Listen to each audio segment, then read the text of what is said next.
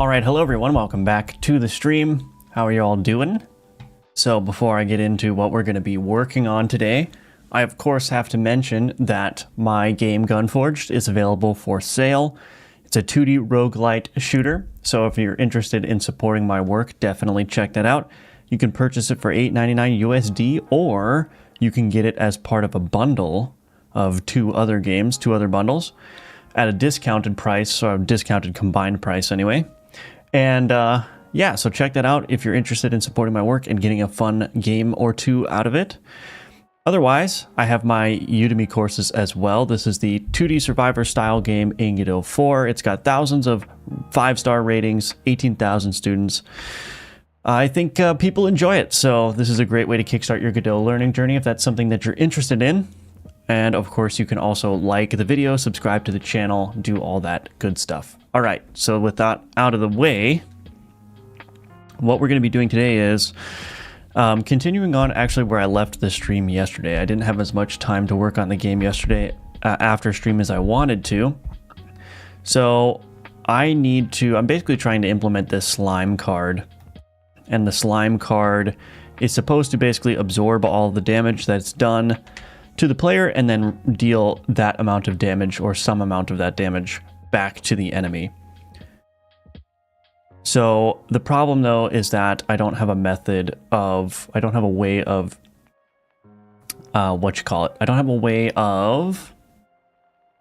tracking the damage that's done to the player between the turns of the slime. So if the slime has 6 turns, basically the slime will go, it will reset its counter, and then during that turn cooldown it needs to observe or learn how much damage has been done since its last execution.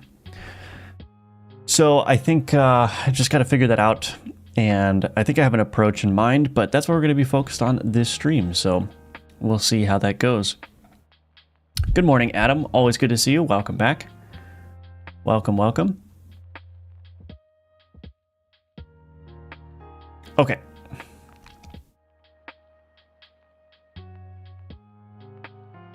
What do I got going on here? Turn history entry. We'll probably keep that. Execution context with state. I'm going to get rid of this. We're going to start over. We're going to start over to some extent here. Card registry, turn executor component. Yeah, we're going to get rid of this too. Okay, and then what I'm going to do is I'm actually just going to add these. Run manager. Yeah, we'll keep that stuff. Okay, so add slime card. We'll just get that committed so that that's out, and then we'll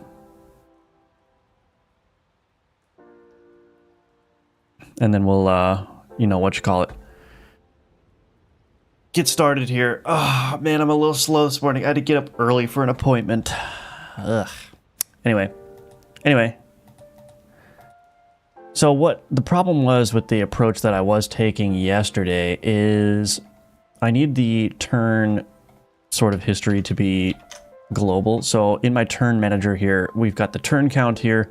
This turn count is set to 0 at first, so it's going to be a 0-based turn count, and it increments a turn afterwards.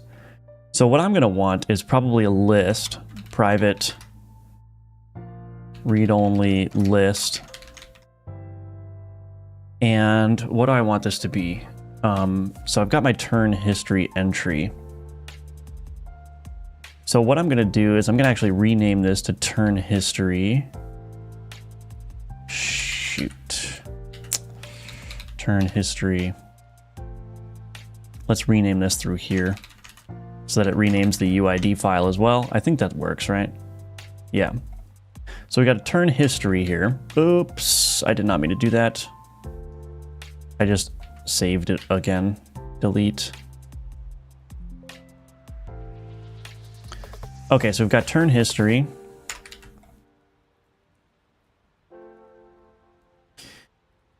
So this turn history is going to have to be segmented by board, I think. So let's do, let's do public dictionary. Let's just do a board for now to a turn history entry. Entries.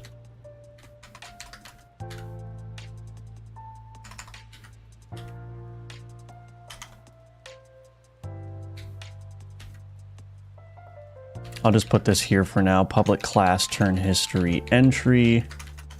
We'll put that in there. Raw damage dealt, actual damage dealt. Okay.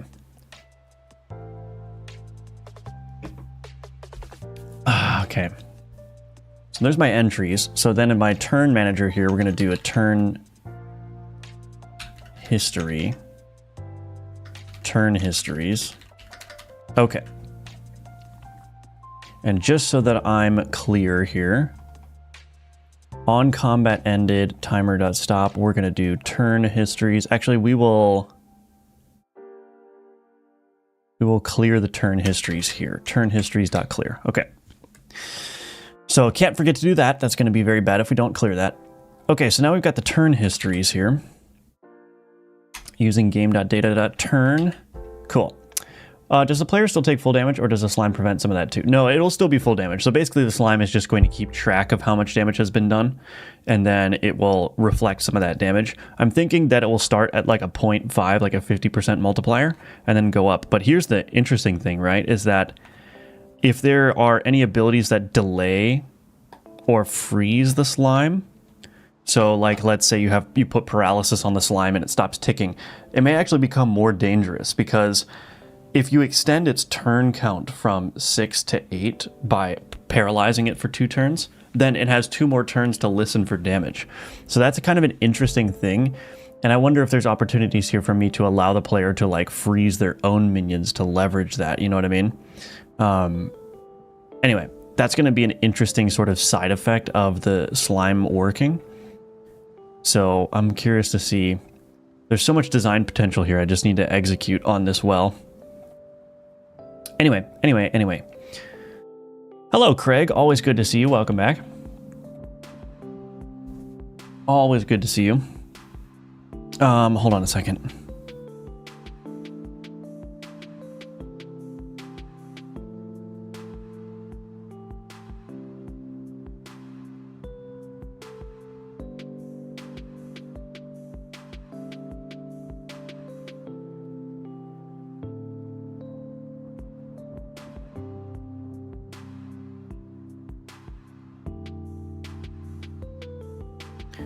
Okay, so turn histories.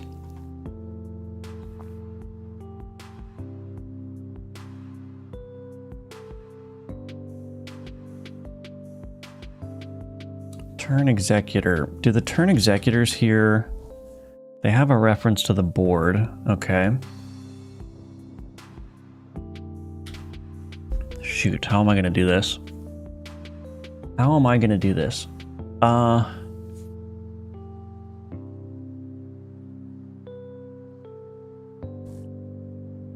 Well, let's just build it, and then we'll let that, we'll see what issues come up when I build it. This is going to be difficult, I think. All right, so turn manager. So the first thing we need to do is we need to add an entry. So emit tick lifecycle started. So I'm going to initialize the turn history first.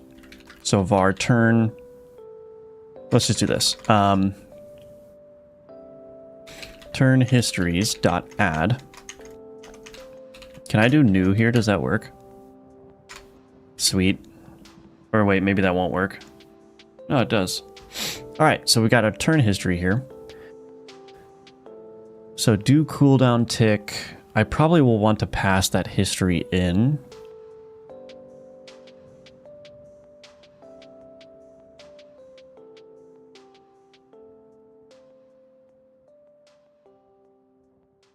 Do turn tick.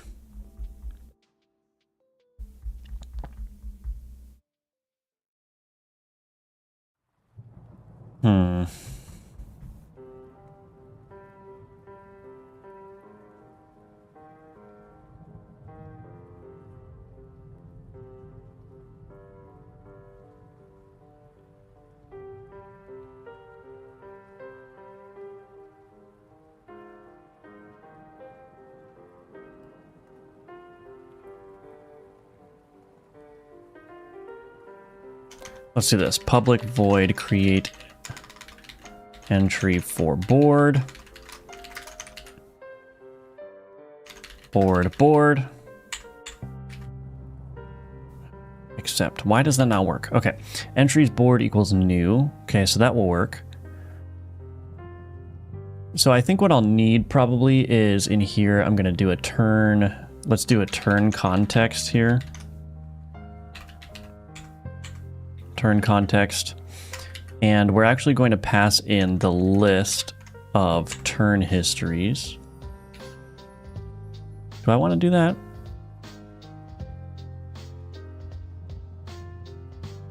Actually, you know what I want to do probably is create the turn context here. I keep jumping all over the place. I think I want to make a distinction between the turns that have already passed and the turn that is currently running. Because the turn that is currently running is going to be incomplete by definition, and so I can't really rely on that. But anything that's in the turn histories array is like a finalized turn, which has final data in it. So what I'm going to do is I'm going to do public turn history current history, like so. So let's create the turn context. Yeah. So here's what we're going to do. We're going to do var turn context is equal to new turn context. Turn histories is equal to turn histories. We'll pass that in. And we'll say current history is equal to new. So we'll populate that. And then we'll pass that turn context object through everything that needs it. And then what I'll do at the end here, after lifecycle ended, is I'll do turn histories dot add turn context dot current history. So we'll basically pass along a reference of the current history through this whole turn loop. And then at the end of the loop, whatever the current history ends up being, we'll add it to the list of turn histories. So it'll be up to everything in here to modify that turn history.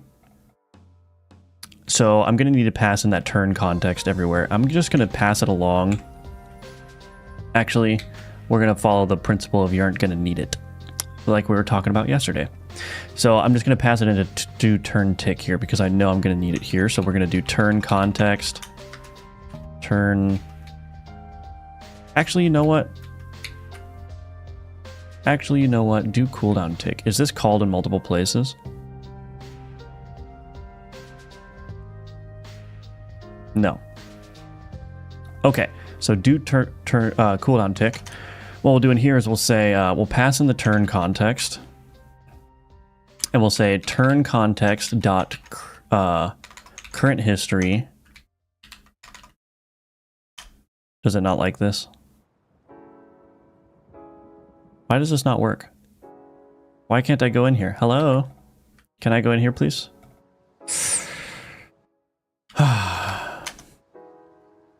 This dot rush extension is not very good. Did you end up playing Last Epoch? And which class did you pick if so? I did. I played Last Epoch for a little bit yesterday. Picked Necromancer, of course. Well, Acolyte. I'm not at the level of Necromancer yet. But of course I need my skeletons, you know? Need my skeletons. Why is this not working? Why won't it let me do this? Okay. Using game.data.turn. Okay. This is painful. Current history dot create entry for board, owner board. So we're going to create an entry in that turn history. And then we'll just do that. Okay, so turn context here. Status component. We'll probably want to do something here. Turn tick.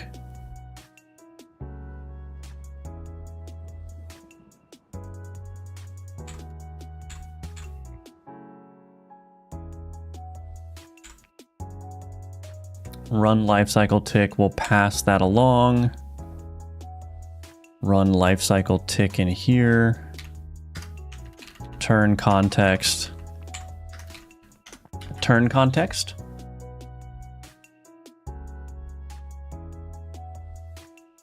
Ever try Path of Exile 2? Yeah, I did. I played a lot of Path of Exile 2. I like the Necromancer in that one too. Or the Witch. I like RPGs. ARPGs. Okay, so we're passing this in. This execution context now, I need to have public turn history, current turn history here.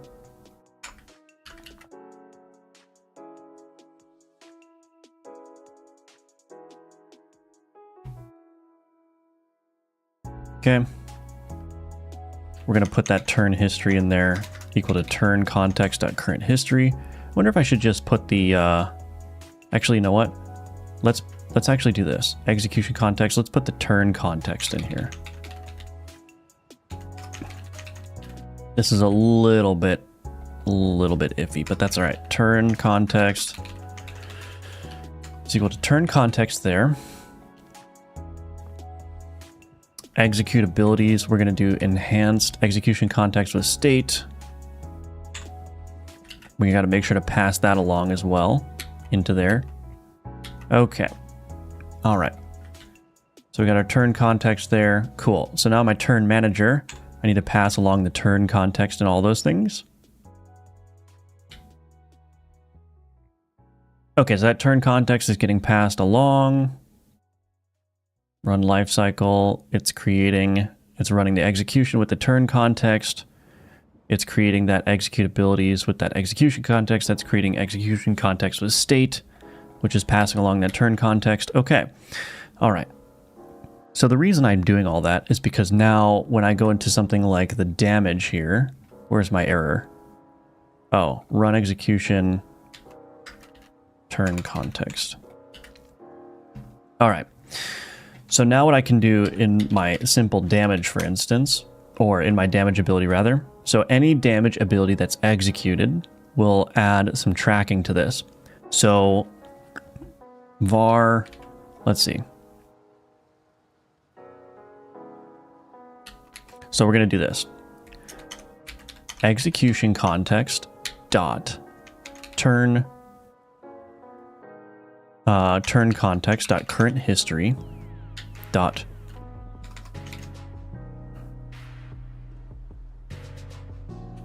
so let's do this. Turn history entry, get entry for board, return entries board, and then let's just do this too. Get entry for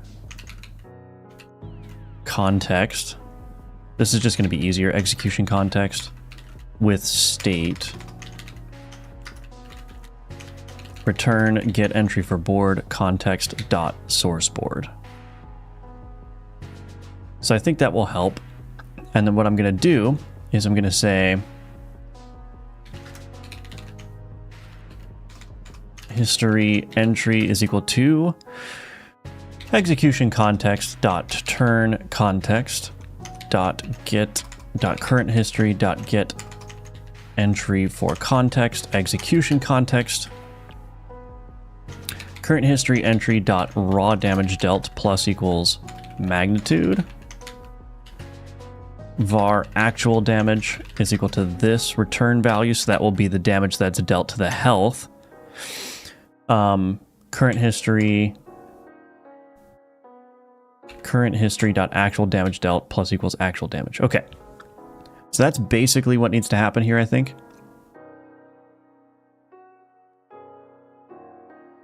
So I'm going to, let's see. Well, in the slime here, what I'm going to do is I'm going to do something very simple for the slime. We're going to create a,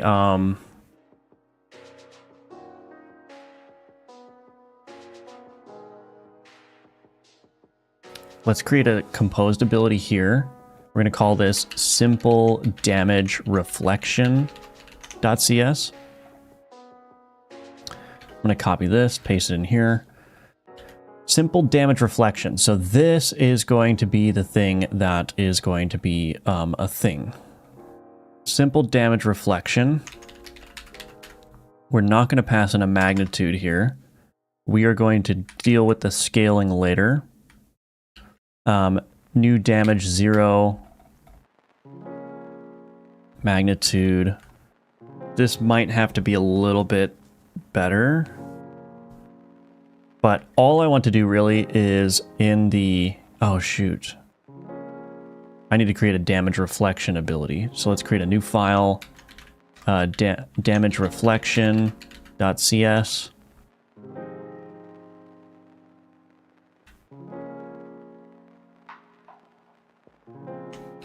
Damage reflection. Get rid of this. Yeah, we can get rid of all this stuff. Effect type.damage, that's fine. This execute. Okay, so this is where I want to modify the code. So in this execute here,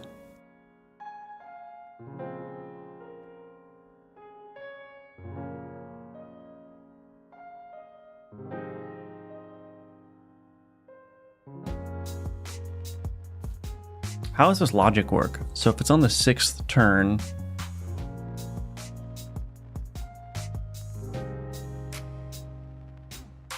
the 6th turn hasn't completed yet, so it needs to get the previous turn -1. So turn cooldown -1 entries. Okay, so turn cooldown -1. So previous. Now there's going to be a lot of. Oh yeah, shoot.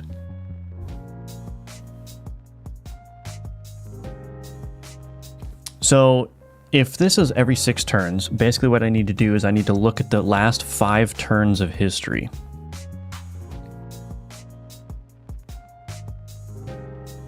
I need to look at the last 5 turns of history and add up all of the actual damage dealt.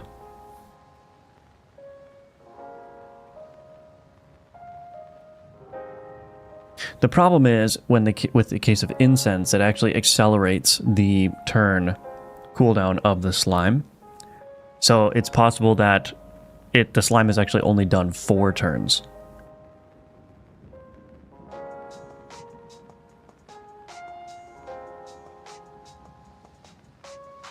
So I can't look if I've only done 4 turns.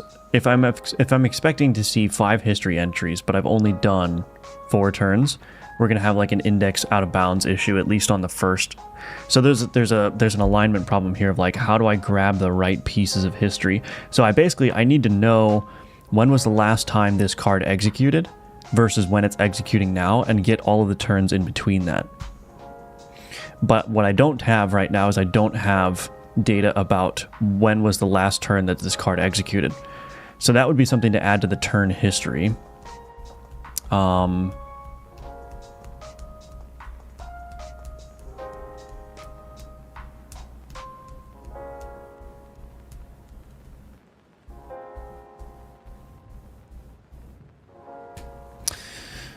So I need to add that, and I need to make it easily look upable. I need to be able to go to the turn history and say, hey, when was the last time this card executed?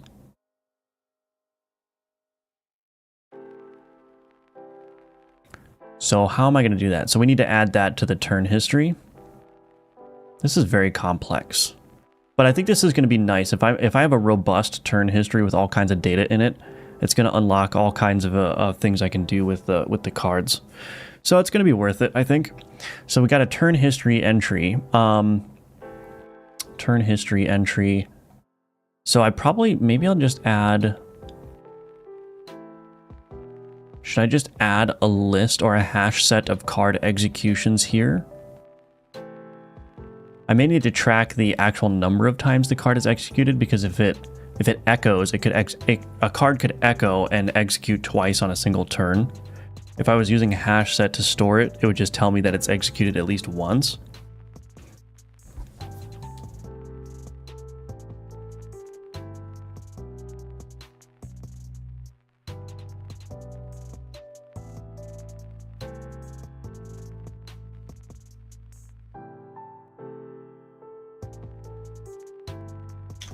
Public int current turn index.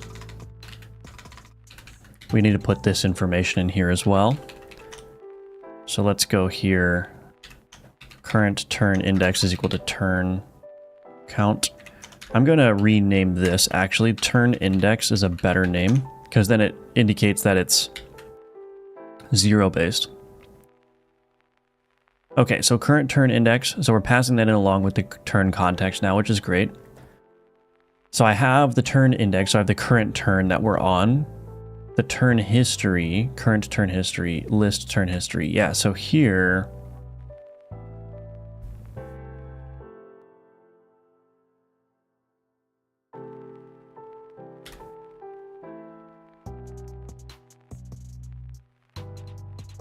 I think it's just going to have to be in this turn history entry here. It's going to be a little bit tricky to look up this data, but I think that's fine. So let's do this. Public. Let's just store the number of times a card has card stats int card execution count, like so.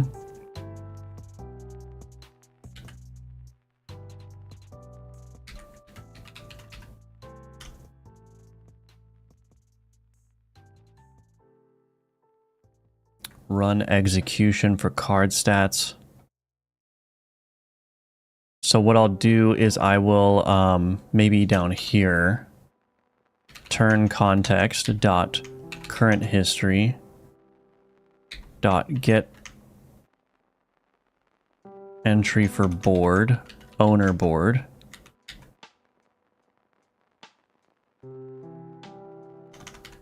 Public void increment card execution count.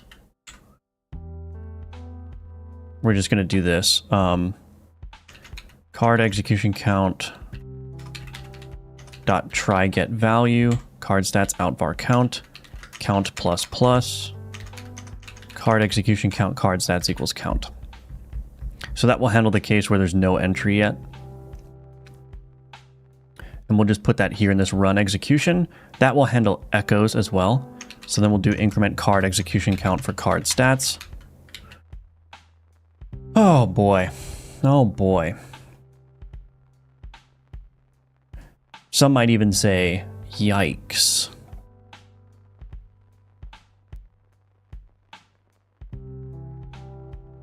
Okay, but now we're tracking the card execution count for that current. Okay, so now I need a way of getting the last time a card was executed.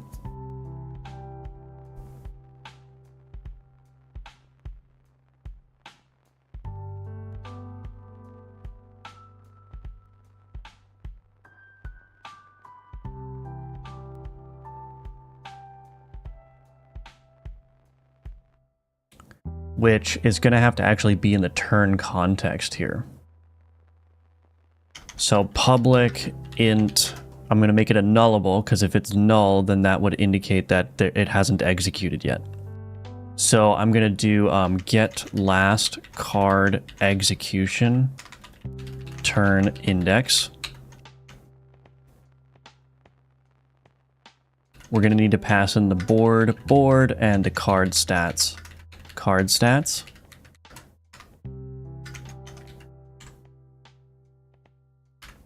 Should I have the AI write this?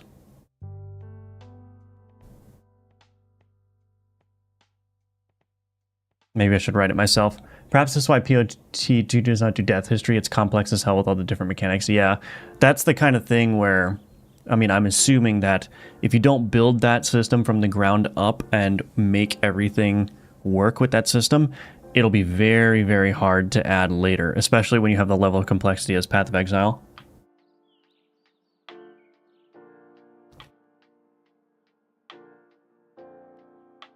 And plus, that's like a real-time game too, so you have to like figure out, you know, what damage actually contributed to your death and what didn't, right? So yeah. Like, because if you take damage 5 minutes ago, obviously that's not something that contributed to your death, right? Anyway, so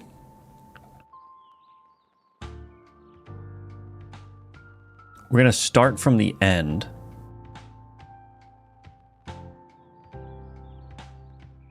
So for var I equals turn histories dot length dot count -1, I is greater than or equal to 0. I think there's a way to do this with like range or something, but I don't know. So let's do var turn history is equal to turn history's I.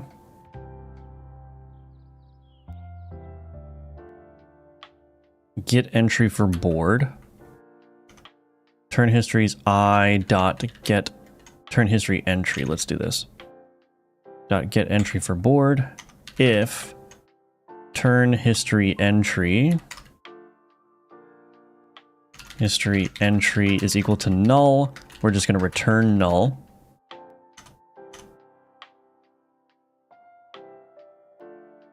Actually,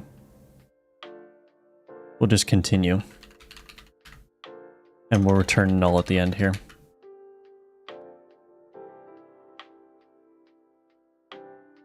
Turn history entry, get last card execution turn index is not equal to null. No. No, stop it, AI. No, stop. Var last execution index.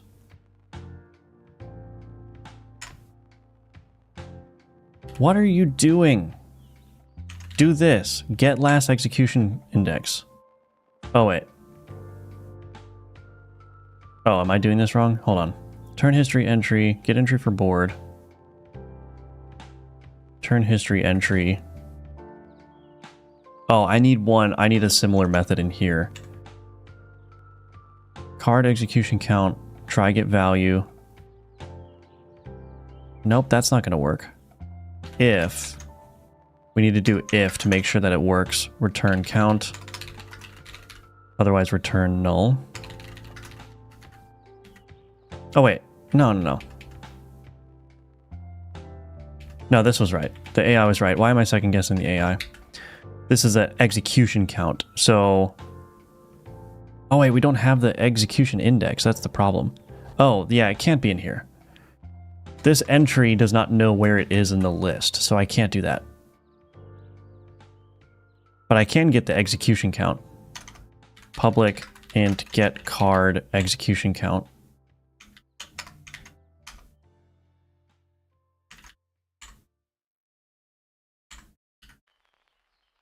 I'll do that there.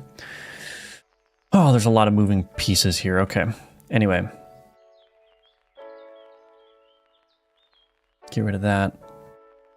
Turn context. Let's do execution count for turn. Turn history entry.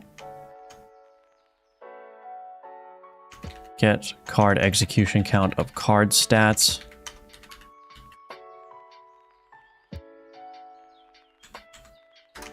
If execution count for turn is equal to 0, we're going to continue. Otherwise, return I. So let's just make sure we got this. So we're going to start at the end of the history. We're going to grab the turn history entry at that index for the board. If it's null, then we're going to continue. That means that there was no history for this board at that point. And then we're going to check, okay, is the card we're looking for, did it execute in that turn history entry? And if this is equal to 0, that means it didn't execute. So we're going to continue. But if both these conditions succeed, then we are at the index of the turn where the card was last executed. Okay. Cool. I think that will work. So now this damage reflection in here, what I need to do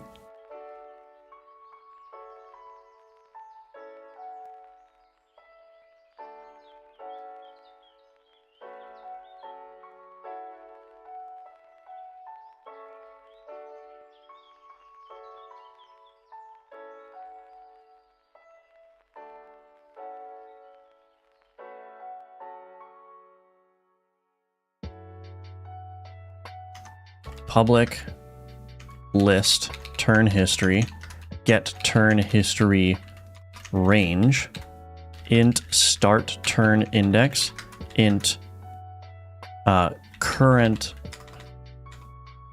let's see, what is it? Exclusive, I'm just going to call this exclusive turn index end. So that just means that it's not going to include this turn index because it won't have that if we're using the current turn index here. Return turn histories. This needs to be, no, turn history entry. Turn histories dot get. Oh wait, yeah, that should be fine.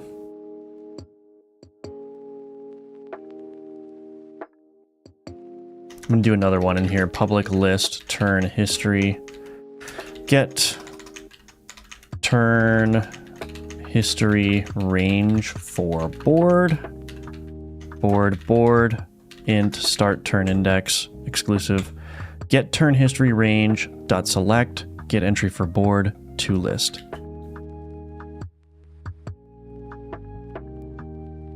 And actually,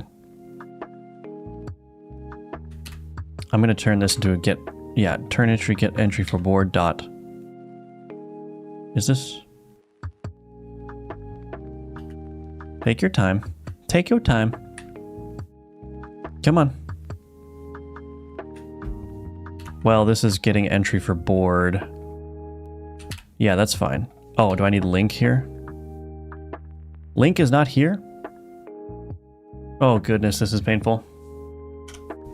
Hello, Forgotten. Welcome back. Good to see you again. And we will, of course, use the collection expression.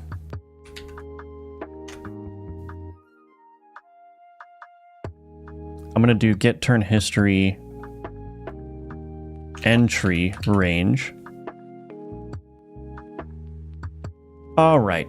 So start turn index exclusive turn index. I could also add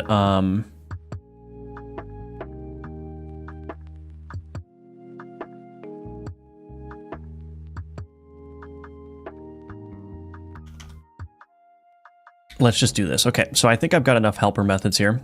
So I'm going to take this damage reflection here, and what I need to do is I need to get var last turn execution index is equal to execution context get card last execution turn index for the source board and the card stats. Yep. And then if this is null, we're actually going to do to 0. So we're just default to 0 if that's null. Turn history entry range.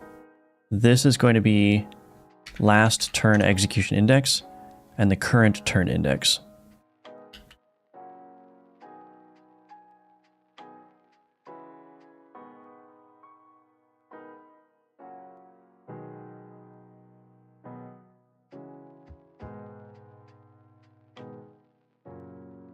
I'm going to assume that the AI did that logic correctly.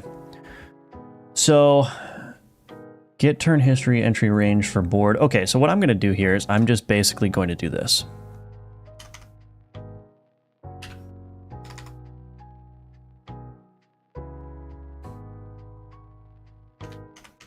Actually, let's do this. Yeah, gd.print.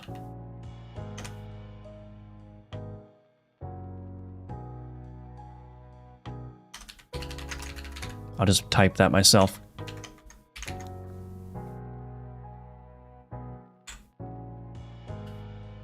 Turn I raw damage. What is I? Where's I coming from?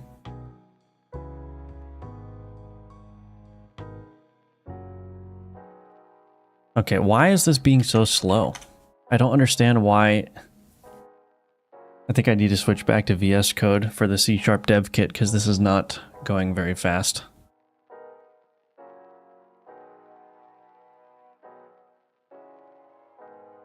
I know the name I doesn't exist.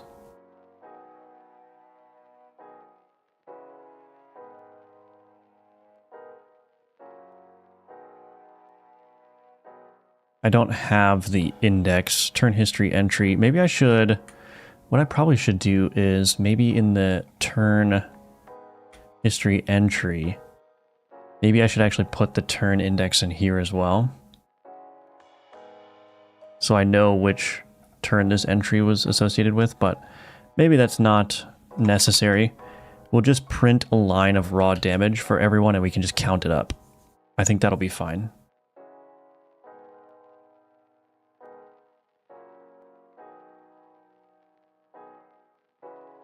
Now this is actually wrong because I need to get the damage done by the opposing board. So do I have a target board here? Yeah, wait, get last card, yeah, and then here, get history entry range for board. Right, I'm gonna do target board in here. So this is a little bit tricky, but I want to get the last turn that this card was executed, but then I want to get the history of the other board. So the card's executed on the other board, which is the target board here.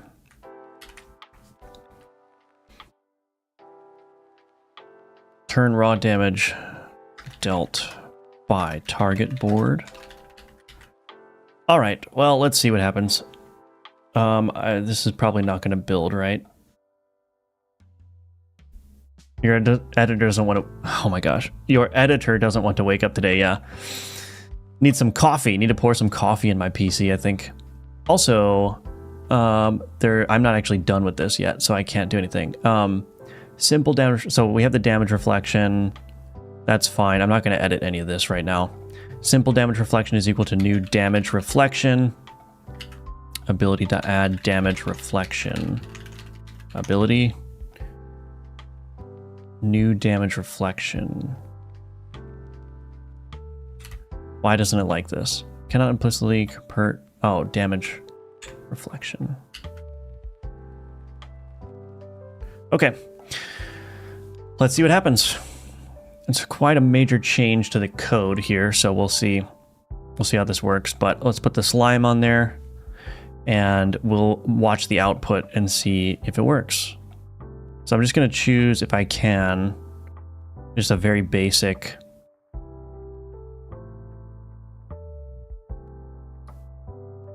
dog and mutton. Yeah, this will be a good one.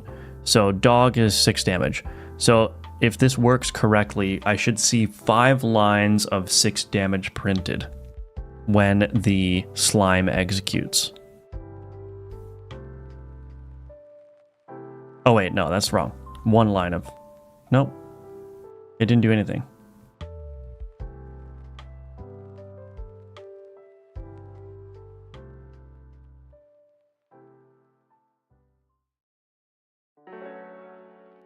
Okay.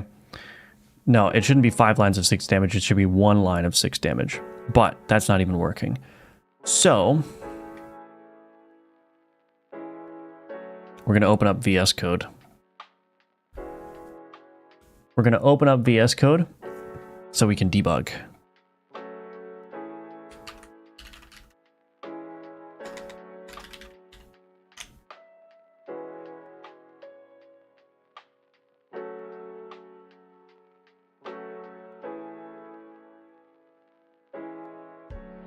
We're going to debug. Hello, Vinny. I usually work on my game while I leave your stream in the second monitor. It's funny how things usually get synced and you start working on the same thing I'm working on my game. Oh, really? Are you adding turn history?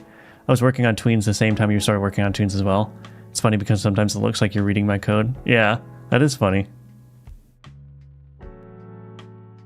That is funny. All right, I got to skip through all this stuff now.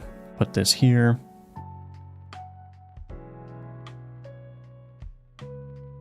Oh, wait, there's one major reason why it's not working. It's because I never added that ability to the slime. That would be why. Slime, add composed abilities, new simple damage reflection. That's what I'm missing. I'm still going to debug, though, for safety. We'll just see. There was no errors, though. Abort. Go again. Oh, it needs to bring in the composed ability. Okay. Try again. Hello, Yasso. How are you doing? I'm happy to see you start coding. I'm doing well, thank you. How are you doing? Yeah, it's nice to get back to the code, especially after doing a lot of whatchamacallit. But this should say, okay, deal 0 damage. Yeah, after doing a lot of animations and whatnot. It's nice to get back into the code for sure. All right, dog and mutton. Let's see. All right, so let's just go. There's no error so far, which is good.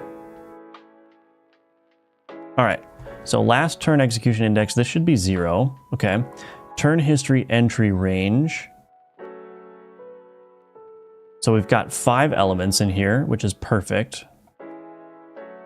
All of them are empty except this one, which has an actual damage dealt of 6. And the card stats is, it should be dog in here. I don't know where I would even find that. I'm sure that's just dog. Okay.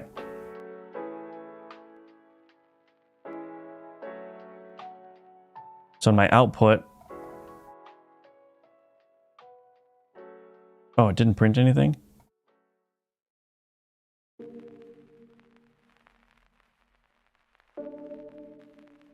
Why didn't it print anything? Oh, it'll be in here. Oh, yeah. Raw damage dealt by board. So 3 entries of 0, 1 entry of 6, and 1 entry of 0. Okay.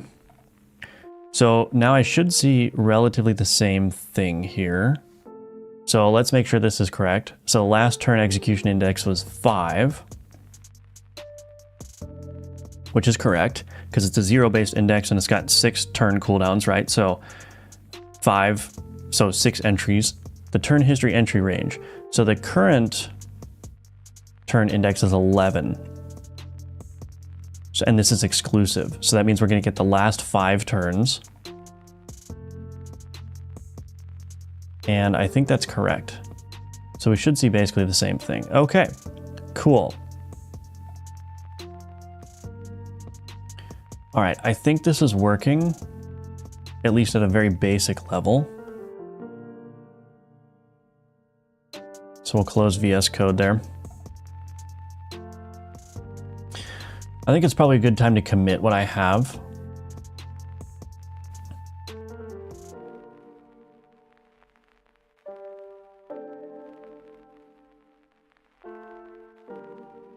Do I want to put the turn index in here? I guess I don't need to. I'm sure there's ways to improve this here, but I'm gonna just stick with what I have. Execution context with state. Yeah, we'll edit all this stuff. So yeah, I think this will be fine. So I'm currently only tracking damage in the turn histories and like when the card's executed. But the thing is, anytime anything does damage, it's ultimately using this damage ability. There aren't multiple places where damage is dealt to a board, at least through this damage thing. Poison is a little bit of a different story. But physical damage, at least, always ends up being this ability. So that's why I can just track it in here and be done. And I have that context now. Okay. Add turn, context, and history. So now I have the data that I need to make the slime actually work, which is going to be an interesting thing.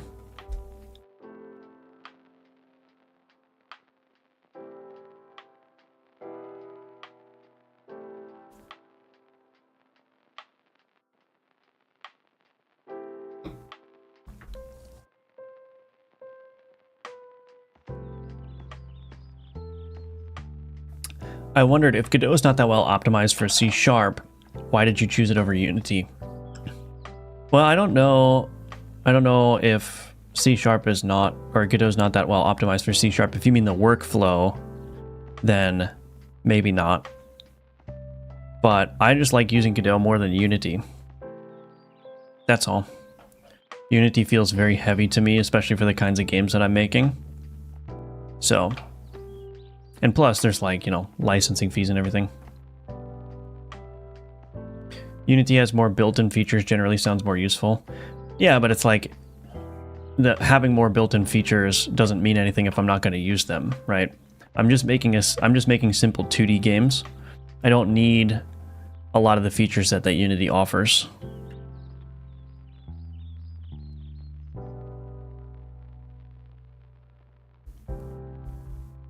Hello, Sanzo. Good morning to you.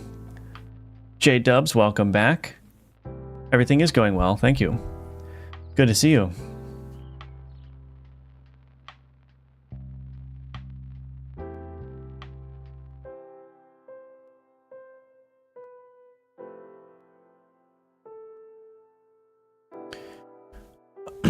All right. Let me think. So I need to scale this now. Damage reflection ability.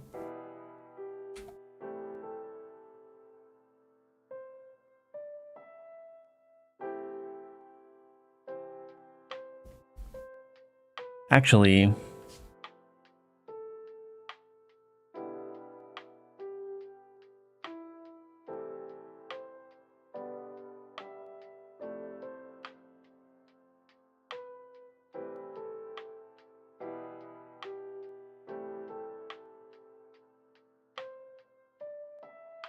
did I do this wrong?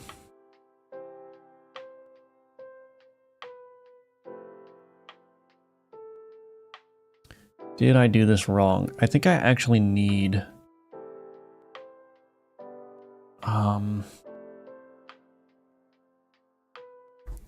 what is my dynamic magnitude ability? High ability value provider.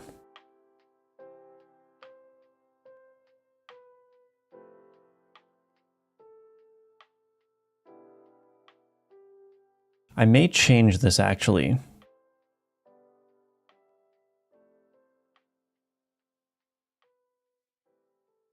Yeah, so I'm gonna have to rework some things here. So this actually is gonna become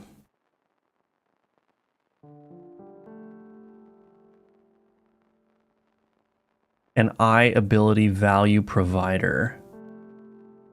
Is that right?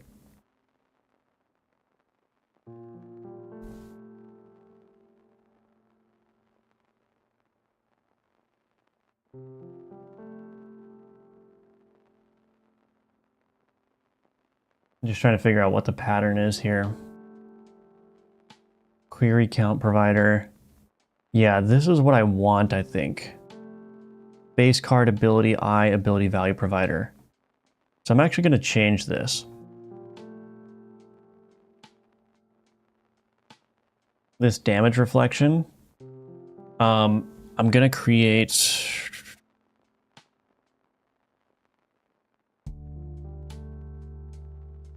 damage, probably call it like damage taken provider or something. So let's do this. Damage reflection. We're going to rename this to damage taken provider. Okay. Damage taken provider. Damage taken provider. This actually needs to change to I ability value provider. We're going to get rid of all this stuff. Return get value. Query count provider, where is that? Query count provider. Query count, get value. Okay, yeah, so I could do private int damage taken.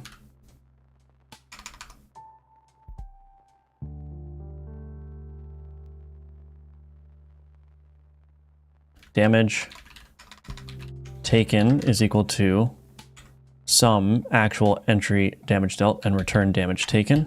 Okay.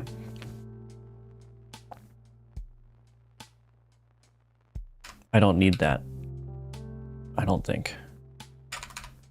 I think that's all I need. So this becomes an ability value provider. And then in the simple damage reflection, I'm actually going to need private read only a damage ability. So remember I was saying that all damage is done through damage abilities. So the damage reflection, this needs to be damage taken provider.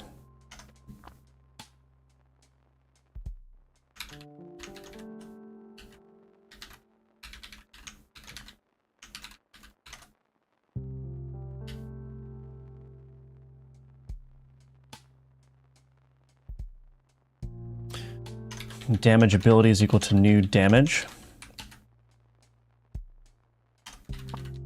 private read-only dynamic magnitude ability, dynamic damage ability.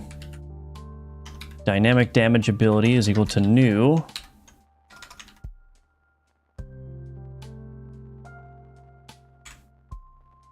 Damage taken provider and damage ability. Oh, I put 0 in there for now. And then we're going to add the dynamic damage ability there.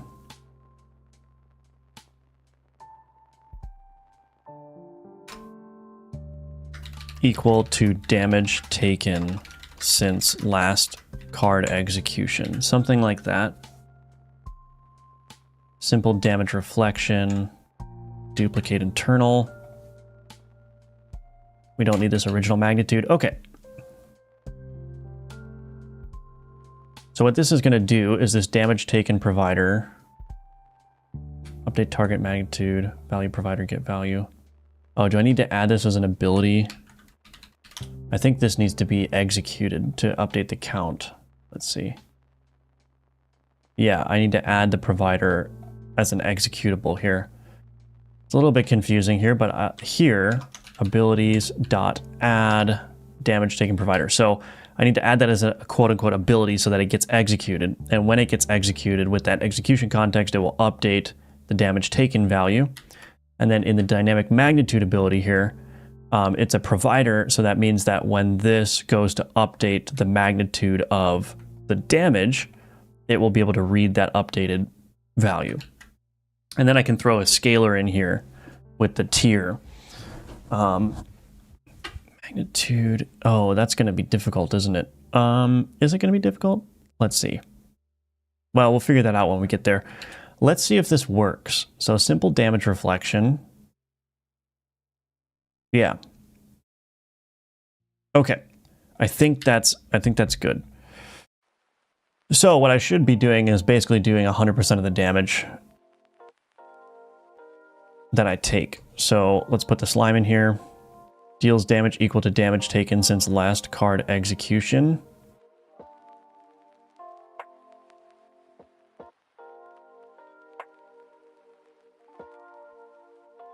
Let's do the turn cooldown enchant. We might as well test that while we're here. So booster. Let's see if we can get the dog again, or maybe some villagers. Dog 1, mutton 1. So the dog has a turn cooldown of 4, and this is 5. So it should deal 6 damage. The slime should deal 6 damage. So there's boom. Boom, 6 damage. Now let's make sure it does it again. Nice.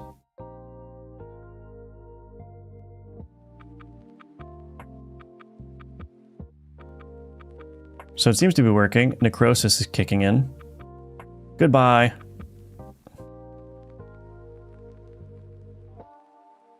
Okay, let's do something a little bit more complex now. Arming sword, villager arming sword, that's a little bit too much. 3 villagers, that'll be easy. So these all deal 7 damage.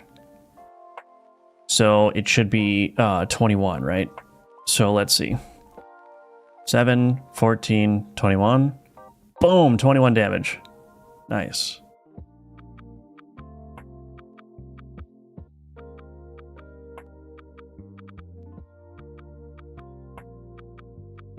Pretty cool. Pretty cool.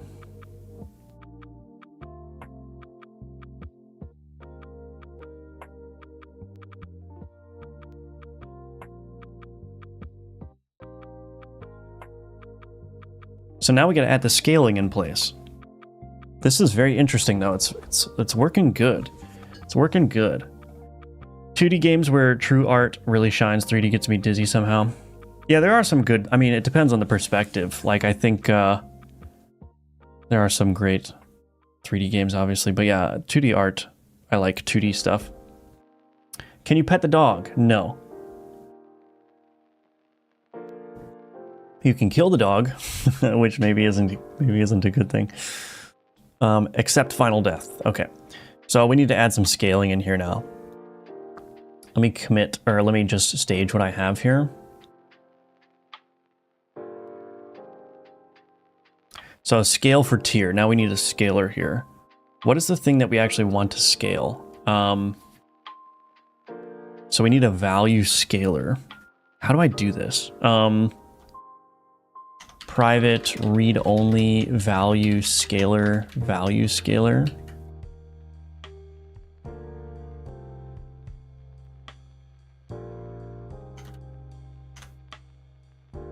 Damage taken provider.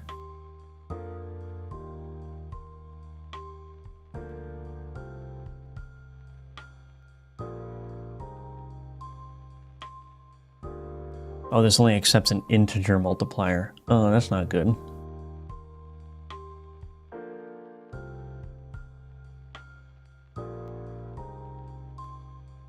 Do I have to modify this now? Because I want this to be like half the damage dealt. But I would put the value scaler in there. I'm going to call this damage taken value scaler.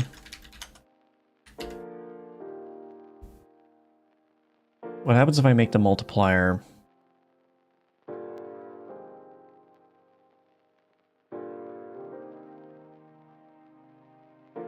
make this a float?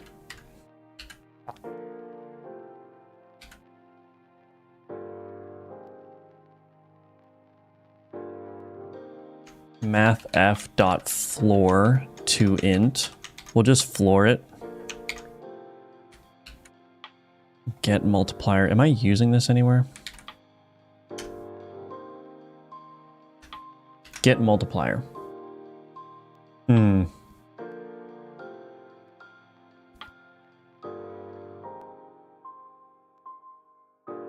Oh, it's only used in descriptions. So I think that should be fine. Float. Okay, so we'll just floor it to maintain an int value there, but we'll allow the multiplier to be that. So now what I'm going to do is I'm going to do damage taken value scaler dot set multiplier to 0.5 by default. Make float scalar. Original magnitude times 1 plus tier minus 1 times multiplier.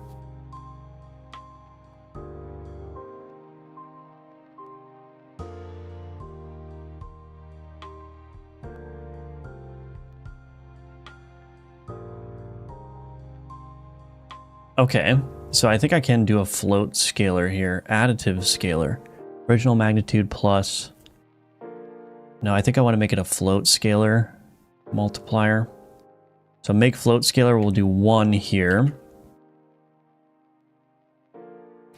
Okay, so scale for tier, what I'm essentially going to do is I'm going to say damage taken value scalar is dot set multiplier. Now let's do private read-only int original multiplier equals 0.5. Original multiplier.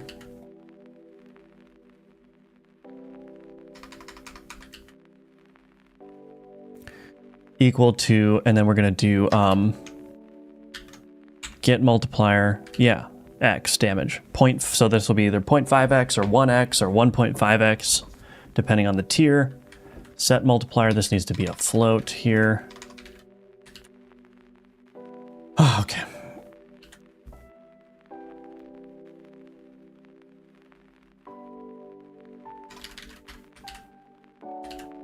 All right.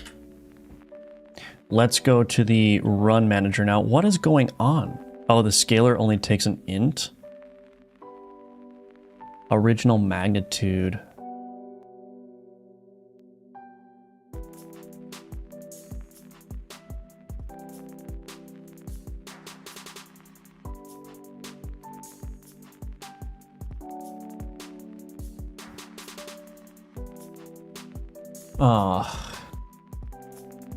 I'm just going to do public delegate float ability scalar.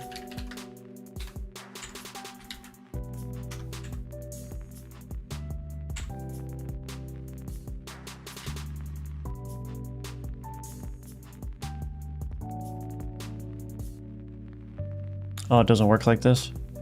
Already defines with the same parameter types.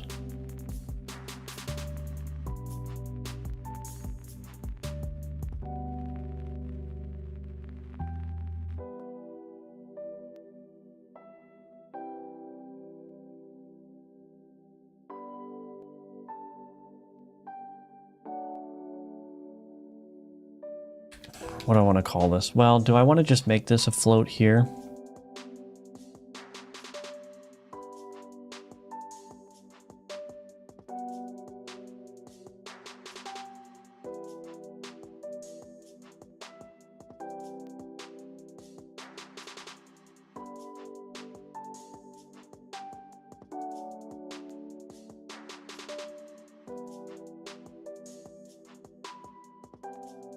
This whole thing is being floored to int, so I think I could make this a float like this without issue, maybe? I don't know. I don't know. Let's see. Hopefully I didn't break anything. I am going to take this slime though, .increment tier, and see what happens. Let's see. Good morning, Christopher. Welcome back. Good to see you. Sorry, I was gone for a while. Did you plan on making the slime reflect a capped amount of damage based on the tier, or have it increase the turn count that it stores damage go up? It's, the amount is not capped, but it is going to be multiplied.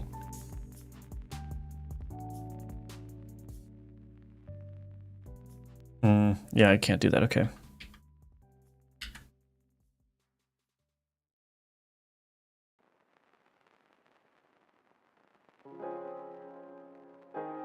I need better names for this stuff.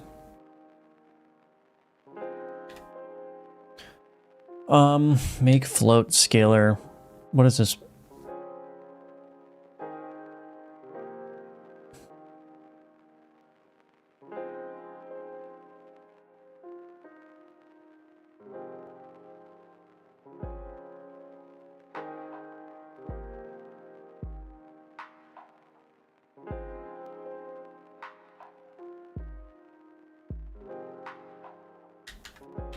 Make multiplier scalar.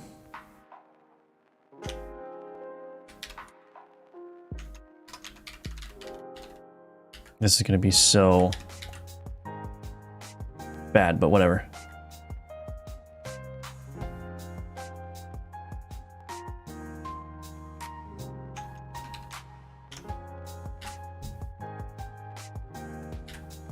We'll see. We'll see what that does. Would you ever consider adding a special card that represents the YouTube community that's been following the development of this game? Maybe something fun or symbolic with a little message? I could do that. I could do that. Oh, this needs to be a float ability scalar.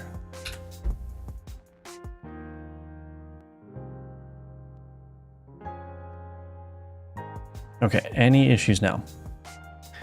Yeah, I could definitely do that. I'll have to think about something to do.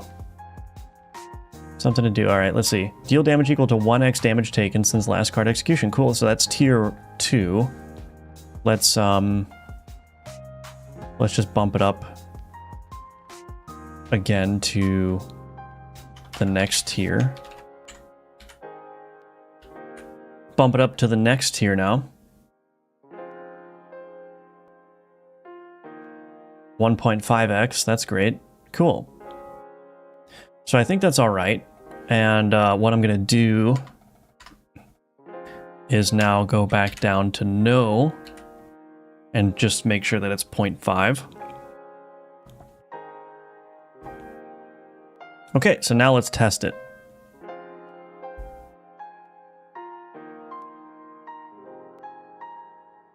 Dog mutton. So this should be doing 3 damage. So the dog will deal 6 and I will deal 3. Boom, look at that. So I think that's great. So yeah, that scaling is working now. So once you get to the slime to tier 2, it will deal 100% of the damage that you've taken back, which might be very powerful, but we'll see. And, but it's also like it occupies a ton of space, right? So think about all the space that you can't use because of this, how big it is. So I think it's actually probably okay. This will have to be stuff that's play tested, you know. The other thing I can do is I can reduce the turn cooldown so it has fewer chances to absorb as much damage. Let's see what happens when I take on the villager with the dual wielding swords.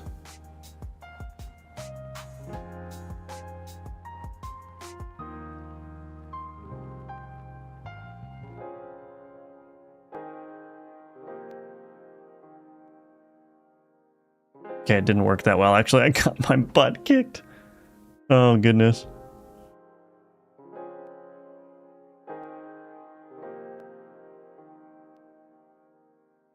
Let's actually try.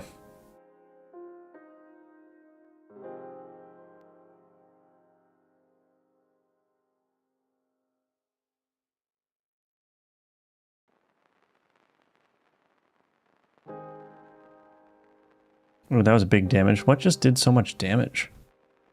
Oh, the skeleton does damage. Okay.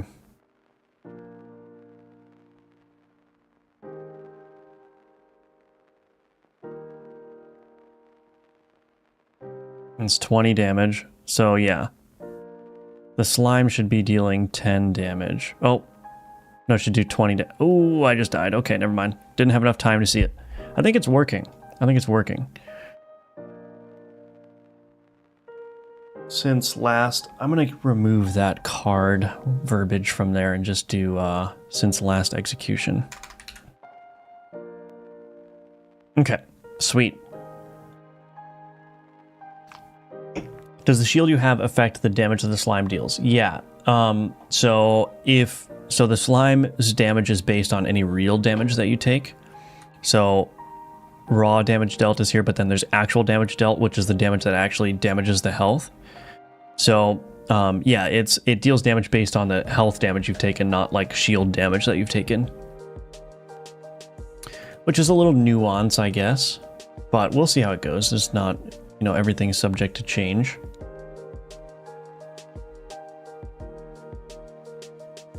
Cool. All right, so added slime. Let's do finished simple damage reflection. Okay, so that was a little bit of a tricky ability to implement, but we've got it, and now we've got a turn history framework as well, which is going to be very useful in the future. So yeah, did I get the turn history stuff sorted out? Yes, indeed, I did. It's very basic at the moment, but I have a framework in place, like I said, where I can add more data into that turn history now. But the things I'm tracking the raw damage dealt and then the actual damage dealt for each board. And then for each board, also tracking the turns during which cards were executed. And that's all part of, like, each turn has an entry in the turn history. So as long as I have a turn index that has already elapsed, I can go back in time to that turn index and see all the things that happened during that turn. And when I say all the things, I mean just like all the cards that were executed and that damage number. I'm definitely gonna have to fill that out as I need data, but I'm not gonna make it super robust in terms of its data collection right now because I don't need that data yet. But it should be relatively easy to add that data into that turn context stuff, into that turn history, so I can do other stuff like this. But yeah, this is working now. So yeah, I think it's great. I wonder how you would strategically play with the slime, where you would avoid shield with slime or have a card apply damage to self or something. Yeah, so damage to self is an interesting idea. But yeah, I think there are some interesting things to do with the slime. Yeah, there's some very interesting stuff. I'm actually going to write that down before I forget. Deal damage to self.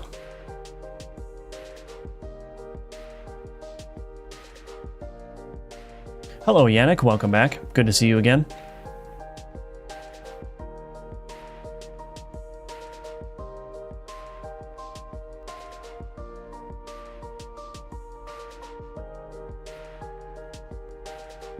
Okay, so this is actually done.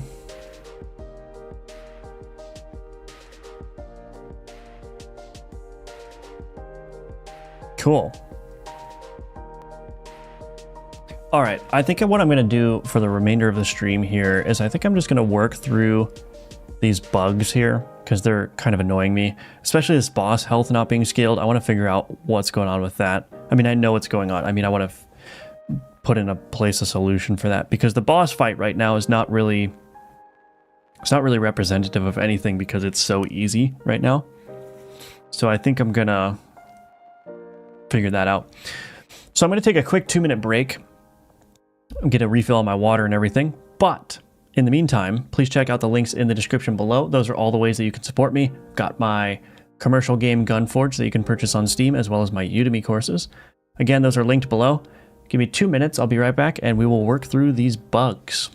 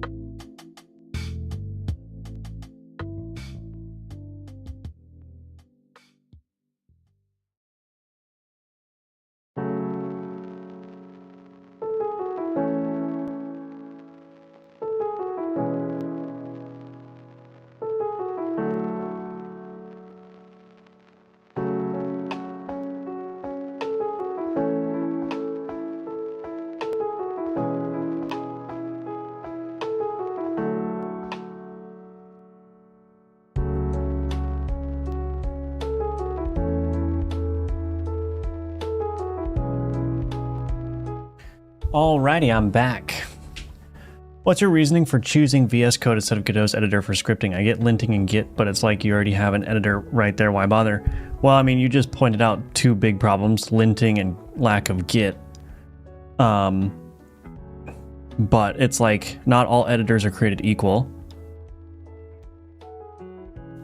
So, you know, Git, the find and replace in Godot's editor, for instance, is very bad, in my opinion. But also, the big reason I don't use it is because there's no C# IntelliSense in the Godot editor. So, yeah. Okay, so let's see. Hover state, yeah. So that one is not as bad. Hover highlight doesn't work. Yeah, I gotta figure that one out. I want to figure out the inspecting though and the boss health first. So not able to inspect enemy cards when combat is running. So that issue is that, I mean, it's pretty self-explanatory. I can't like open up the inspection of enemy cards when the combat is going. So I don't know why. Don't know why it's a thing. Using Cursor's fork of VS Code. Yeah, I'm using Cursor, yeah.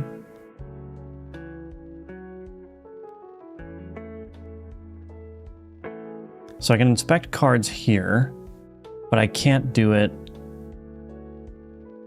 when the combat starts. Oh wait, I can. Wait a minute. Why am I suddenly able to do this?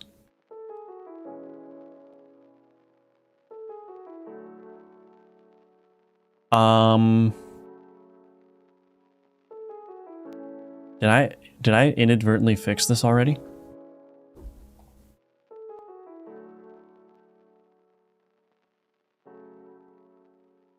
Maybe there's a more subtle bug happening here.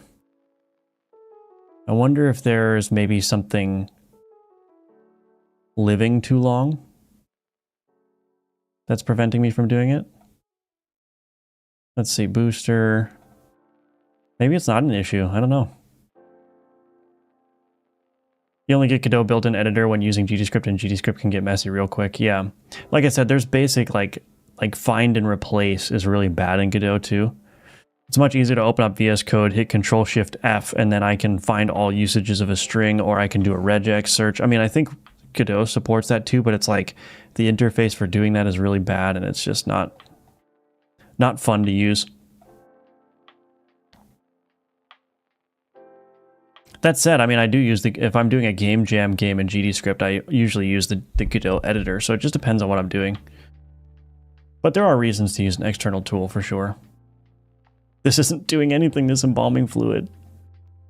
I don't know why I put that on my board. I'm just mostly trying to test why.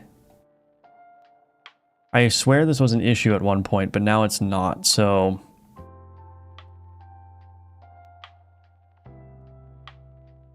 Okay, I'm gonna add something real quick though.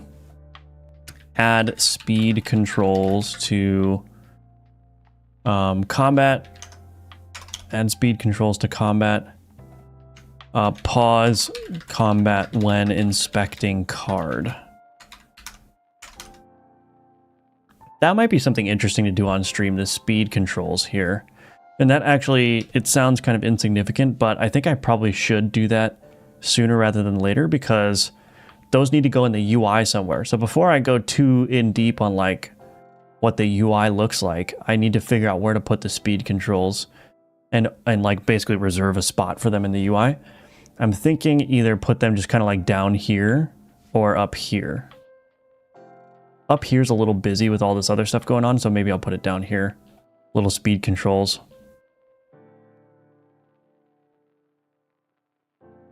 Okay.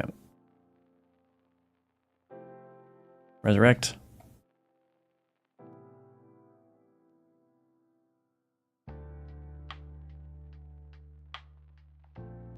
Okay. Well, this appears not to be an issue, so I'm going to go ahead and just delete that. Boss health is not scaled. Let's fix this one. So I know why this is happening. So there's a create enemy board logic here. And then there's... Actually, do I know why this is happening?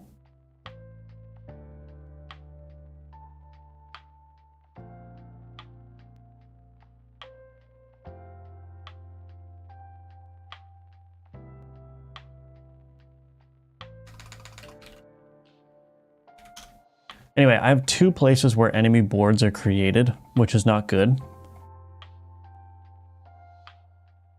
So it's being created in here and then also in here. There will probably be better support for C# in the future. I don't know, maybe. I haven't heard anything about that. Maybe a previous bug fix had an influence on the other one. You were fix one bug, get two new ones. Yeah, it can also work in reverse. That's true. That's definitely true. Create enemy board. So why is this enemy board health?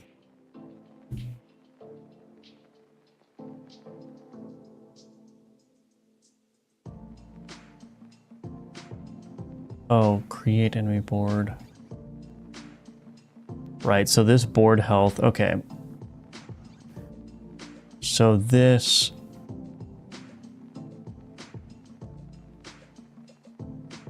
This is wrong.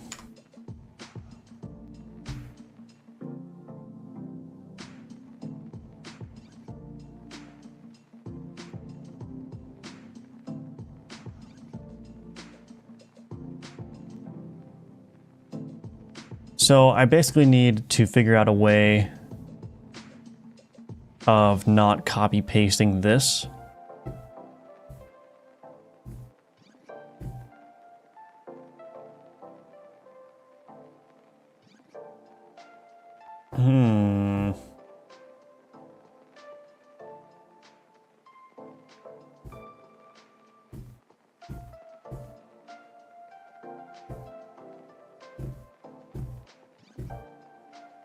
I'm gonna do some refactoring here, I think, for a second.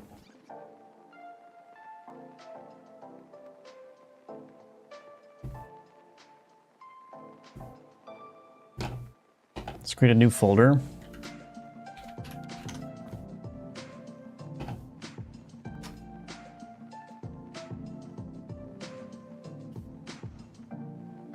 And I'm going to go in here, gameplay. I'm going to put all of these state machines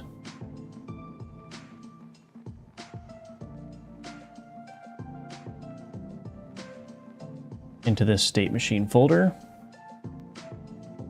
Okay. Game.gameplay.state machine.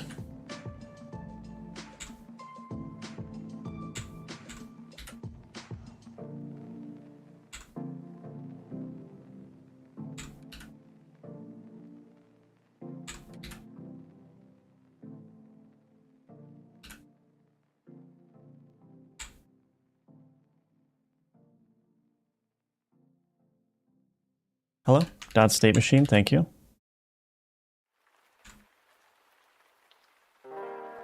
Now I need to go to my run manager and use that.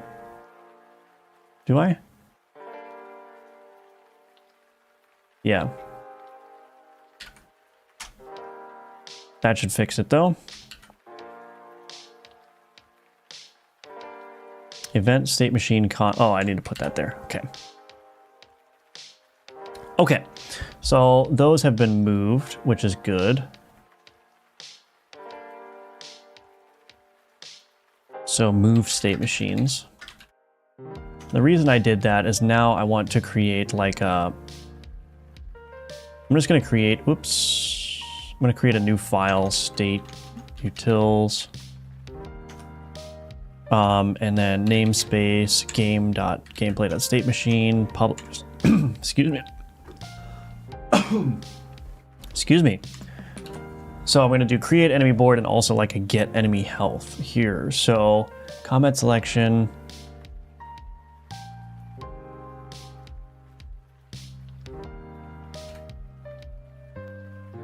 Public static void, public static int get base enemy board health, or get enemy board health, I guess. Int combat encounters completed. Return calculated health. I'll just pass in this context here. Event state machine context. Okay, so this is going to help. So var calculated health is equal to state utils get enemy board health. So that will help there.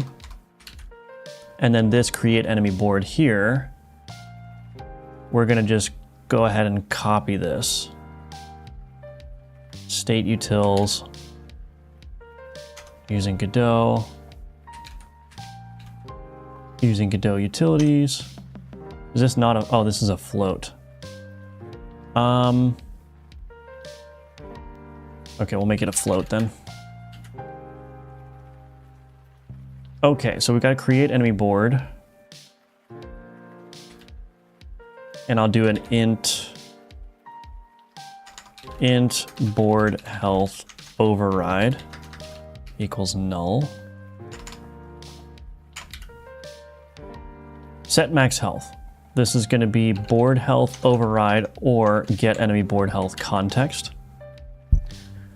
All right. Oh, we need the context in here as well as this configuration. Hopefully I have the context in all the places that I want to do. Board manager. Oh, well, that's unfortunate. I'm just going to do something very icky for now.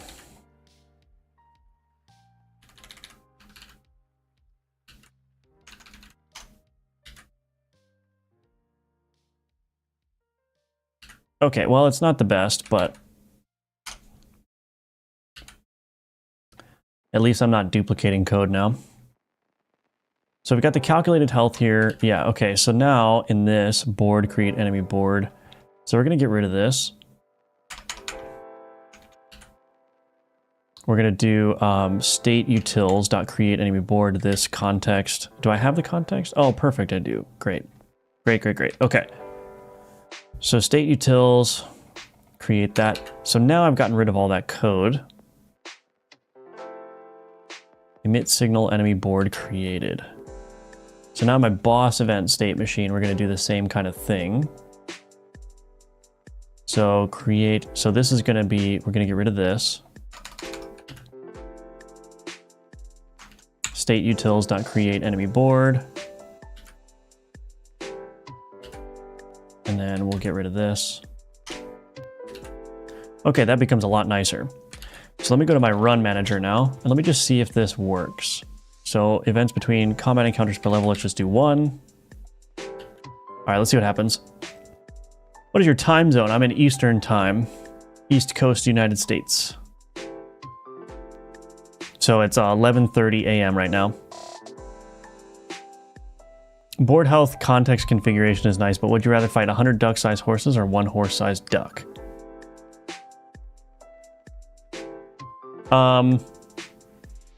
Probably the duck-sized horses. I think it'd be really easy. Yeah, the duck-sized horses, because a duck is only like, what? Can't even be 5 pounds, right?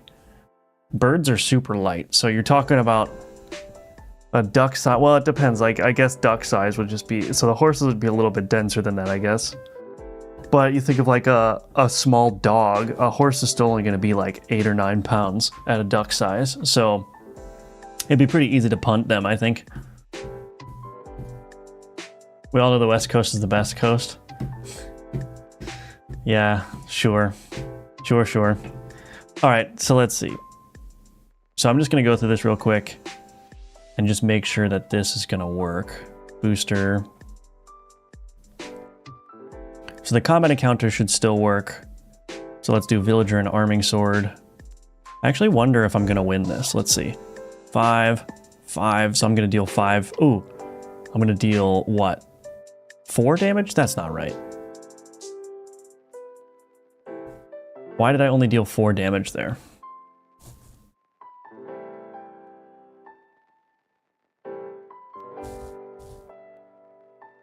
Hold on a second. Is there a bug with my slime? Let's keep track of this. Okay. So that's 5, 5. That's 10 damage. 7, 17. I should do like, I should definitely not be doing 4 damage. 7, 5, 5.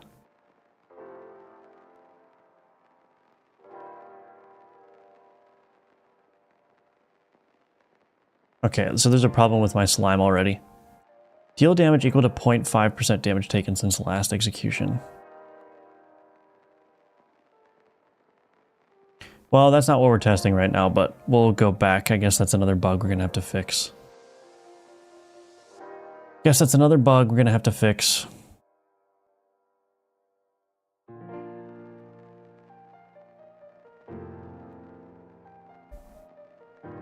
I wonder why that wasn't working, though. Could have sworn I tested it.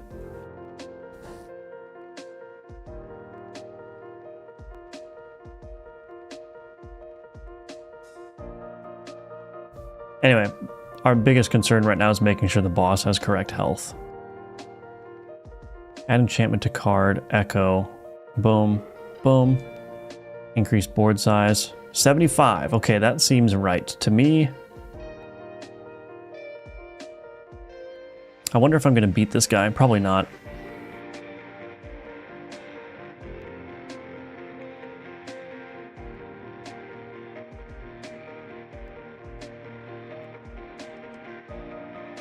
Oh my gosh. I got smacked. Okay, well the boss is definitely, the boss health is definitely working now.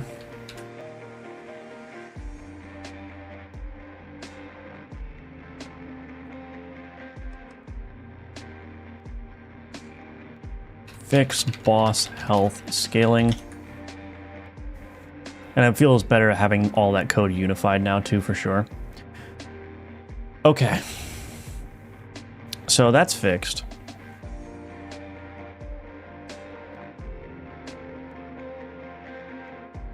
I do need to figure out why that... Back into the slime we go. New simple damage reflection. Damage taken provider.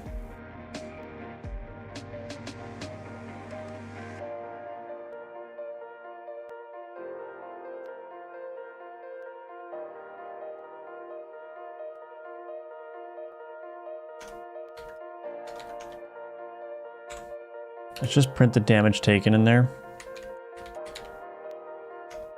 No, don't fix with AI. No, don't do that. Reject. I wanted you to use Godot. Thank you.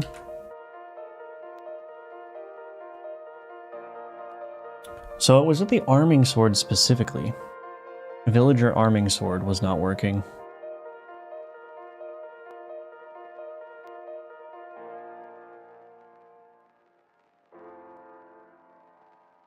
Villager arming sword. So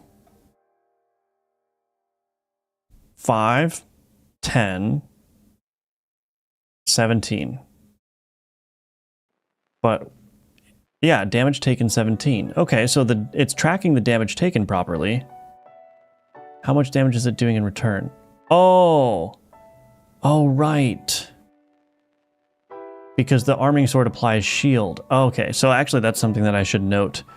I need to make it clearer. Make it clearer when damage is being done to shield. That's the problem. So it's not a bug, it's that there's a shield in place which is blocking some of the damage. So this should be floored. So I should be doing 8 damage. So let me make sure that 8. So let's see, that's applying 2 shield, 4 shield. And then when I smack it, 4. Yeah. So it did 8 damage. It took 4 from the shield. And it took 4 from the health. So that's right. Okay. Never mind. There's no bug there. The damage taken was correctly interpolated. Why is there a 27 here though? Well, whatever. It's fine. It's fine. Okay, I was worried. I was like, I'm pretty sure I tested this. How did I test it so bad? But it's just, yeah, okay.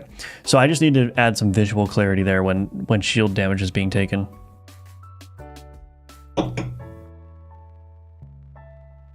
Ducks are aggressive AF if you piss them off, yes.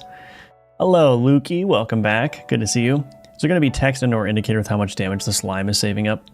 I got to think about that, yeah. What I would probably do, the easy thing to do is, if I make it so that the game pauses when you're inspecting a card, what I could do is I could just place the current value.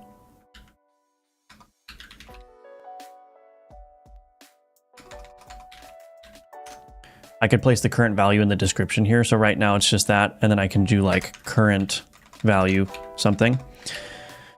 That might be the way to do it. I could put a number over the card potentially, but yeah, I don't know. Just switch the cursor. It's so nice not having to manage ChatGPT. Yeah, it's very nice. It's I like it. It's a little bit annoying sometimes, but I think it's fine. All right, you know what we'll do? Let's do an actual playthrough of the game now. I'm going to I'm actually going to remove some cards from me here. Let's just start the player with a skeleton and that's it. And let's do a playthrough and let's just see how it feels. Let's just see how it feels. So I'm going to put the skeleton on my board. Contains weapon, contains minion. Let's go for minions. Okay, I'll take the scarab because I can fit that in right now. Let's increase my board size. Let's do another booster. I need more cards here. Let's do weapon cards. Sounds good to me. This is not a weapon.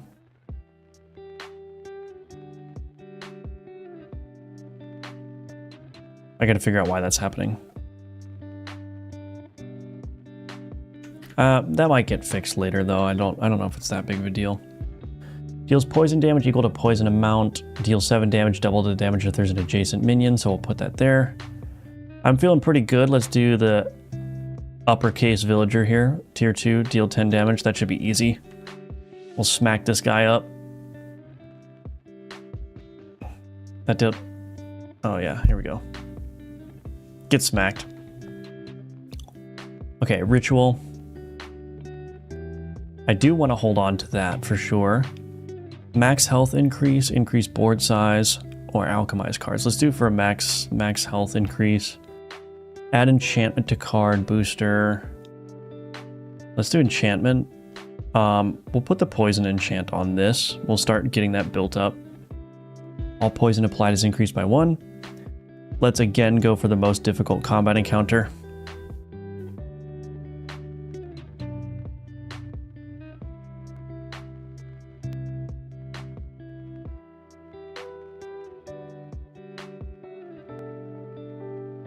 I think this is pretty good. I think this is a foregone conclusion here. Okay. Let's do alchemical.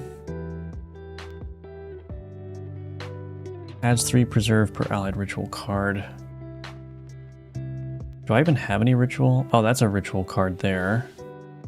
That's a relic. Alchemical. Deals 6 damage and heal for the damage dealt. I'm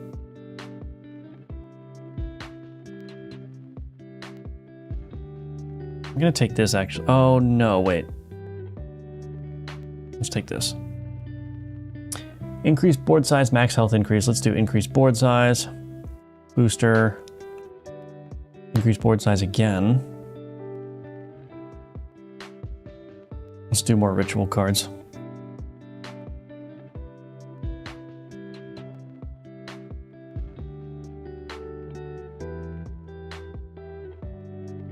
Put that there. Do I want to keep the scarab? Yeah, might as well. Villager 4, let's do it. This guy does 17 damage. Easy. He's also got 109 health though. Oof.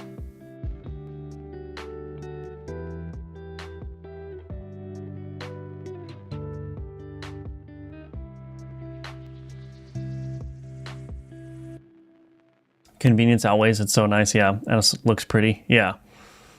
I agree. Let's do weapons again. Ooh, upgraded axe or upgraded, this applies 2 poison. Let's do this. Put this one here, put that there. I'm gonna sell this actually. I don't need that anymore. Add enchantment to card. I'm actually gonna put echo on the bell here. Increase board size, yes. So now I should be able to fit the syringe on here. Boom. So obviously I got to do a lot of work. I mean, there's still a lot of game loop work that I need to do here, but we'll figure it out.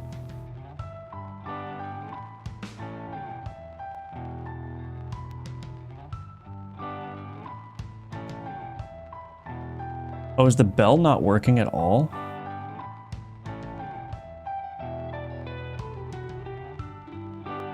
The bell might not be working at all.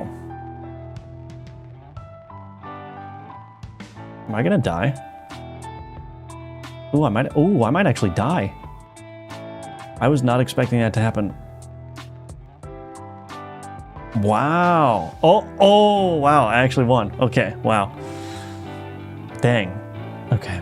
Maybe the game is a little bit more balanced than I thought it was gonna be. Ooh, apply 7 preserve per allied ritual card. That is nice. Let's see. That's a ritual. That's a ritual. Can I fit this in? Let's see. I can put the syringe back. I lose my poison, but I can put the scarab back. I don't think the bell works. I'm kind of upset by that. That might be related to this. Hover highlight doesn't work if card targets enemy board. I wonder if the enemy board targeting is broken. It might be broken, actually. What would have broken it? I don't know. Anyway. Okay, I can reorient some things here. There we go. There we go. So I have I have three ritual cards. This is going to give me 21 shield per. I can increase the board size again. Deals 24 damage? Oh my gosh. Okay. It's a one villager that's just super, like... Oh, I might actually die. I don't know if I have enough sustain here. I need more health.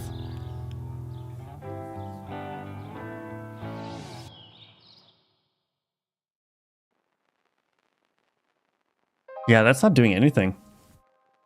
Unless it doesn't target. Maybe it's just not... Maybe the timing is just wrong. It might not target enemies that already have their cooldowns filled.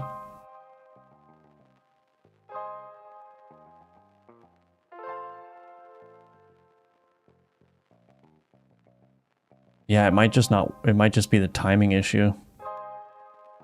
Maybe I should make it work when the cooldowns are filled, though. Alright, he's starting to stack Necrosis here. That shield is very nice, though. That's giving me a lot of protection.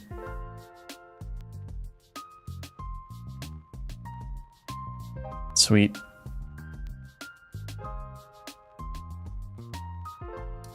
Ooh, there's the slime. Let's put the slime in there. New card. Okay, alright. Increase board size. I don't need that. Let's go for max health. I definitely need some max health here. Okay, we haven't done alchemy yet, so let's do some alchemy. What do I want to alchemize here? So, Scarab is kind of weak. I can't alchemize these bigger cards yet because my alchemy board is not big enough. So, let me think.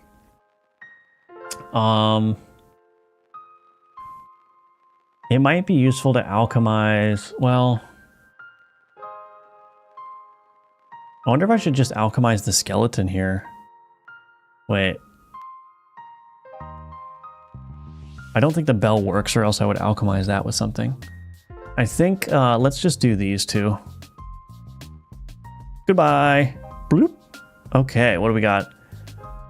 Double the damage if there's an adjacent minion, deal 8 damage. These are basically all going to be the same. So let's take this one. I got to make sure to put the minion there. Okay, so now we've got the boss board. Ooh, this is going to be tough. This is going to be tough. Let me just make sure. Oh, but you know what? Did I lose? Oh, I got rid of my axe, which was a ritual item. So I'm going to have less shield now.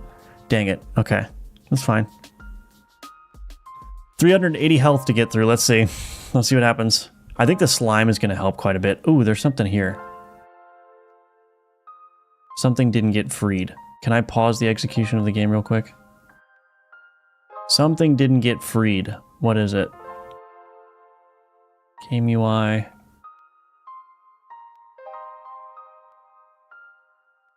Alchemy container. The alchemy container is not being freed. Alchemy container.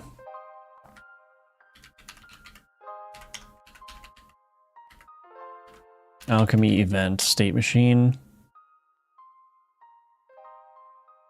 Oh, yeah. Play fade out. Alchemy container dot queue free. I need to free that.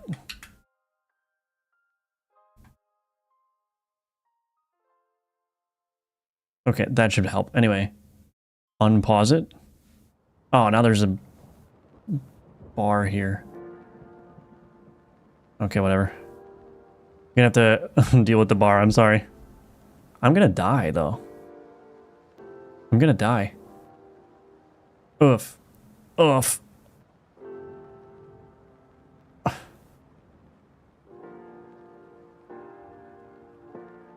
That bell is just not working. Okay, there's no way I'm gonna win this. Okay. Alright, there's some balancing issues, but that's fine. Yeah, there's no way I'm gonna win this. Okay, well.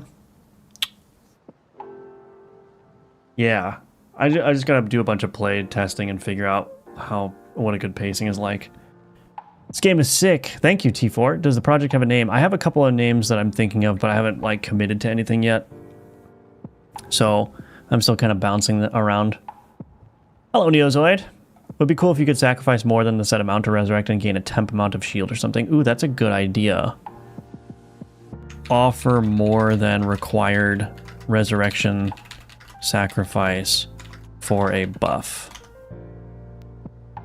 Does the axe work with the slime? Yes, it does, yeah. Because the axe, as long as the axe is adjacent to a minion, it will deal its double damage bonus. And the slime is a minion here.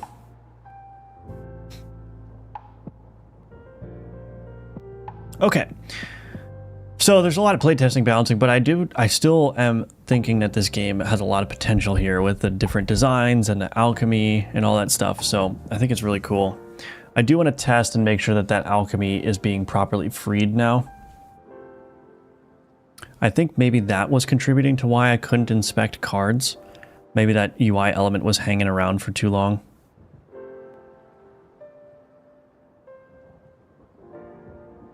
Let's fight the easy one, because I don't have very good cards here.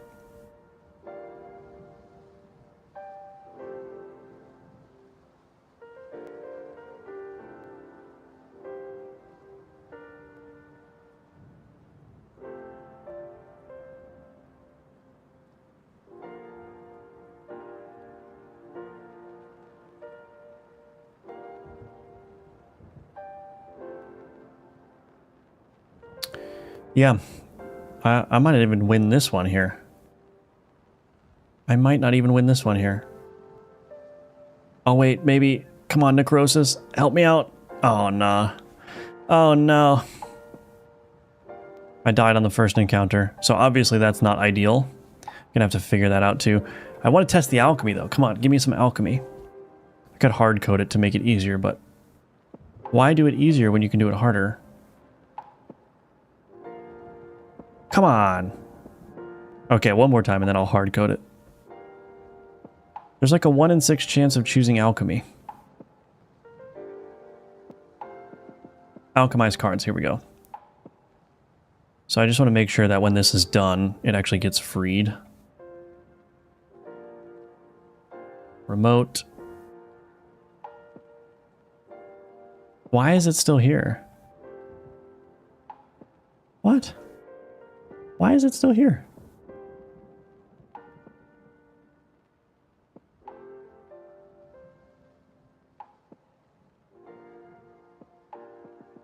Oh, I didn't save the script. I thought I did. Guess I didn't. Guess I didn't. Always fun when you do that kind of ridiculous mistake. That's all right. It's okay. Alchemized cards. Okay, we can try it again. Oh, no, I can't because... Okay, I'm just going to say it works. I'm just going to say it works. Okay. So, tweaks. Anyway, the game is feeling very good. I'm very happy with how it's going. Like I said, lots of work to do balancing and stuff, and of course more content, and just really nail down the experience and make it as fun as possible. So still a lot of work to do on that front with features and combat, you know, dynamics and all that stuff. But I think it's coming along. It's very very promising for sure. So rookie mistakes, yeah.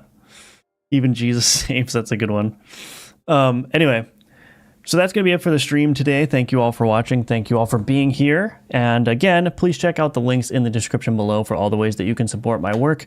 You can purchase my commercial game Gunforged if you're interested, or you can purchase one of my Udemy courses. Those are also linked below. And yeah, I hope you all have a great weekend. I might be streaming tomorrow. No, I won't be streaming tomorrow.